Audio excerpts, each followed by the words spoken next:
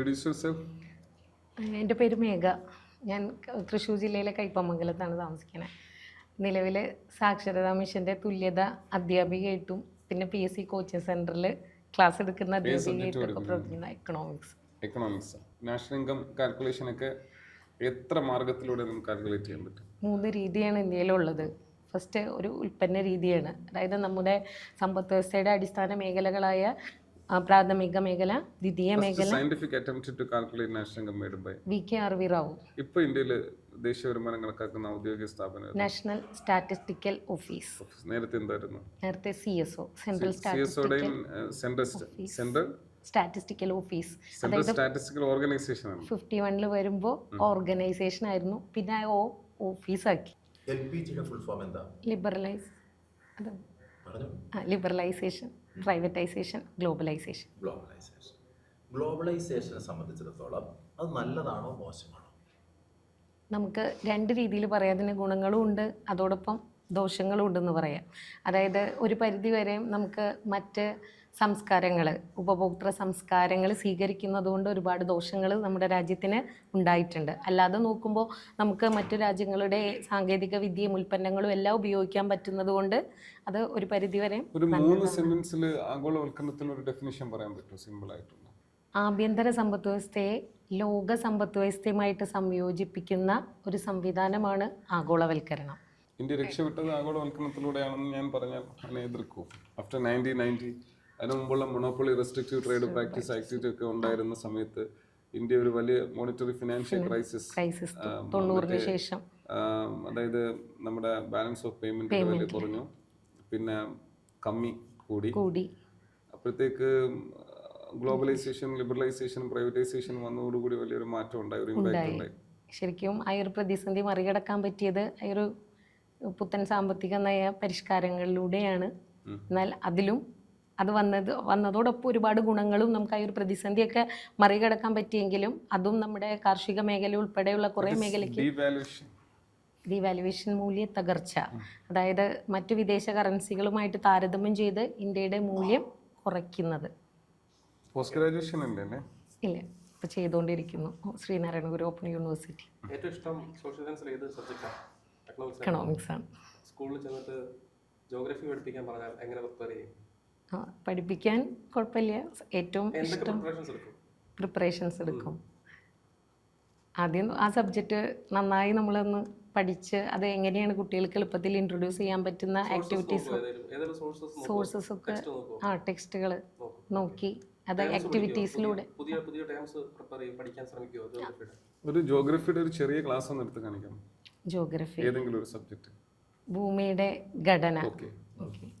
കുട്ടികളെ നമ്മുടെ നമ്മൾ എന്നും വീട്ടിൽ ഉപയോഗിക്കുന്ന ഒരു സാധനമാണ് നാളികേരം, അല്ലേ? നിങ്ങളത് ചിലപ്പോൾ ഉപയോഗിക്കുന്നില്ലെങ്കിലും വീട്ടിൽ നമ്മൾ കണ്ടിട്ടുണ്ടാവും. അപ്പോൾ നമ്മൾ ആ ഒരു നാളികേരം പൊളിച്ചെടുക്കുമ്പോൾ നമുക്ക് കിട്ടുന്ന, നമ്മൾ ഉപയോഗിക്കാൻ എടുക്കുന്ന ആ നാളികേരത്തിൻ്റെ ആ ഒരു ഏറ്റവും പുറമേ ഉള്ളൊരു ഭാഗം, അല്ലേ? അപ്പോൾ അതിൽ ചില നാളികേരങ്ങൾ നമുക്കറിയാം ഉള്ളിൽ നമ്മൾ പൊളിക്കാതെ ഇട്ട് കഴിയുമ്പോൾ അതിൻ്റെ ഉള്ളിൽ അതിൻ്റെ ഏറ്റവും മൂല്യമുള്ളൊരു സ്ഥാനമാണ്, അതിൻ്റെ വെള്ളമൊക്കെ വറ്റി നമുക്ക് വരുന്നൊരു പൊങ്ങ്, അങ്ങനെ ഒരു സാധനം കൂടി ഉണ്ടാവും. നമുക്ക് അങ്ങനെ ഒരു നാളികേരം എടുക്കുമ്പോൾ അതിൻ്റെ ഏറ്റവും പുറമേ ഉള്ളൊരു കനം കുറഞ്ഞ ഭാഗമാണ് ഭൂവൽക്കം. അതിനെ നമ്മൾ ഉപയോഗിക്കുന്ന, നമുക്ക് നാളികേരമായിട്ട് നമുക്ക് കിട്ടുന്ന അതിലുള്ള ഏറ്റവും കനം കൂടിയൊരു ഭാഗം നമുക്ക് അതിൽ കാണാം. കുറച്ചധികം നമുക്ക് കിട്ടുക അതാണ്. ഓഫ്ലൈനാണ്.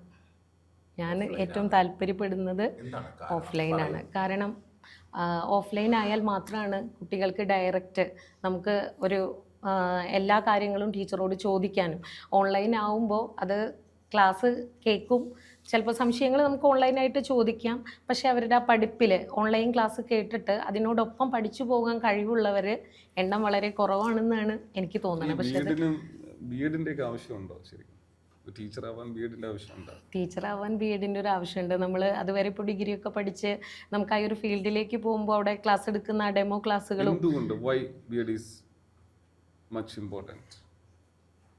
കാരണം ഒരു ടീച്ചർ എന്ന് പറയുമ്പോൾ ആ രീതിയിൽ എങ്ങനെയൊക്കെയാണ് കാര്യങ്ങൾ ക്ലാരിറ്റിയിൽ, കാരണം അതിനു മുമ്പ് നമ്മൾ ബാക്കി സബ്ജക്റ്റുകളൊക്കെ പഠിക്കുന്ന പോലെയല്ല, നമ്മൾ B.Ed ആവുമ്പോൾ ആ സൈക്കോളജിയും അങ്ങനത്തെ കാര്യങ്ങളൊക്കെ എല്ലാവർക്കും അറിയണമെന്നില്ല. ആരൊക്കെ ഇവിടെ എന്തൊക്കെ കാര്യങ്ങൾ കൊണ്ടുവന്നിട്ടുണ്ട്, അതൊക്കെ നമ്മൾ എങ്ങനെയാണ് നമുക്ക് ടീച്ചർ എന്ന നിലയിൽ ഉപയോഗിക്കാൻ പറ്റുക, ആ കാര്യങ്ങളൊക്കെ അറിയണമെങ്കിൽ B.Ed മസ്റ്റാണെന്നാണ് എൻ്റെ അഭിപ്രായം. ഇന്ത്യയിൽ ആദ്യമായി കരുതൽ തടങ്കൽ നിയമപ്രകാരം അറസ്റ്റ് ചെയ്യപ്പെട്ട വ്യക്തി ആരാണെന്ന് അറിയുമോ? കൃഷ്ണമേനോ, AK ഗോപാല, സോറി, പാവങ്ങളുടെ പടത്തലവൻ.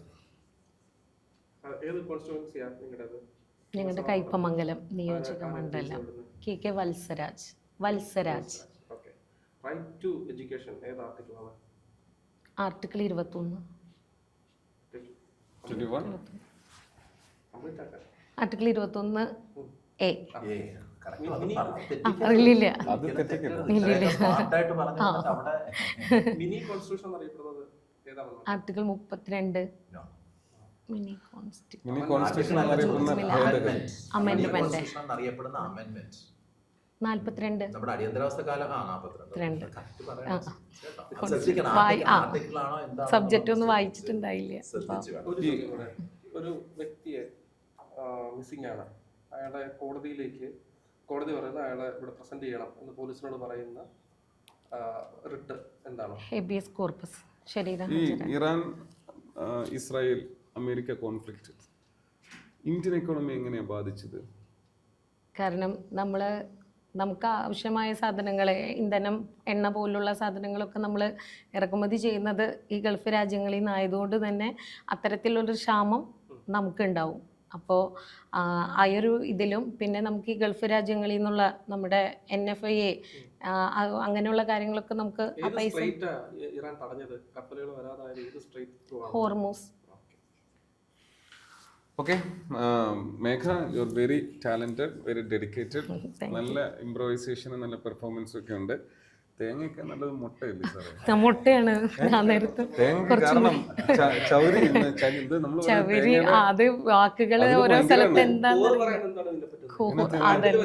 പറ്റത്തുള്ളൂ. പിന്നെ ആപ്പിള് പറയാറുണ്ട്. ഞാൻ ഹൈസ്കൂളിൽ വർക്ക് ചെയ്യുന്ന സമയത്ത് ശരിക്കും കിടക്കുന്നുണ്ട്. അതെ, പെട്ടെന്ന്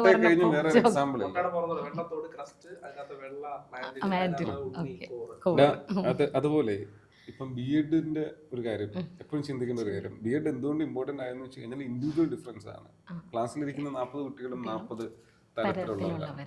അവരുടെയൊക്കെ മെന്റൽ ലെവൽ ഡിഫറൻസും ഫിസിക്കൽ ലെവലും ഒന്നുമാണ്, അല്ലേ? 40 പേരുടെയും മെന്റൽ ലെവൽ ഡിഫറൻസും ഫിസിക്കൽ ലെവൽ. അപ്പം മെന്റൽ ലെവൽ ഇമ്പോർട്ടൻ്റ് ആണ്. അതാണ് സൈക്കോളജി എന്ന് പറയുന്നത്. അപ്പം ഇത്രയും പേരെ കാൽക്കുലേറ്റ് ചെയ്യണമെങ്കിൽ അവരുടെ ഇമോഷൻസ്, അവരുടെ ഡെവലപ്മെന്റ്, അവരുടെ learning abilities, learning difficulties, intelligence, അല്ലേ? ഇതൊക്കെ കുറേ പറയും. ഇതെല്ലാം നമ്മൾ മനസ്സിലാക്കി പറ്റും. അല്ലാതെ ഒരാൾക്ക് ട്യൂഷൻ സെന്ററിൽ അല്ലെങ്കിൽ പ്രൈവറ്റ് സ്കൂളുകളിൽ അധ്യാപകൻ ആർക്കും പറഞ്ഞു കൊടുക്കാൻ പറ്റും. But emotionally intellectually a good teacher after completing B.Ed, Vygotsky, Bruner, Pavlov, Thorndike, Skinner, അല്ലേ? Okay, all the best. Economics ഇഷ്ടമായതുകൊണ്ട് എക്കണോമിക്സ് എന്നുള്ള ചോദ്യങ്ങൾക്ക് ഉത്തരം പറയാൻ പറ്റും. പൊളിറ്റിക്കൽ സയൻസ് നോക്കിയിട്ട് 41 അങ്ങനെയാണ്. തൃശ്ശൂർ അല്ലേ? അല്ല, ഞാൻ അപ്ലൈ ചെയ്ത പാലക്കാട്. കമ്മ്യൂണിറ്റി ബെനിഫിറ്റ് ഉള്ള വിഭാഗത്തിലാണ്. OEC ധീവര. 1% ഉള്ളൂ. പിന്നെ പാലക്കാട് കുറച്ചും കൂടി അങ്ങനെ വിചാരിച്ചു. വേറെ ഇരിക്കുമ്പോ കറക്റ്റായിട്ട് ഇത് തരുന്നുണ്ട്, ഐ കോണ്ടാക്ട് തരുന്നുണ്ട്. പക്ഷെ ഇടയ്ക്ക് ഇപ്പോഴും കോൺസ്റ്റിറ്റ്യൂഷൻ ചോദിച്ചത്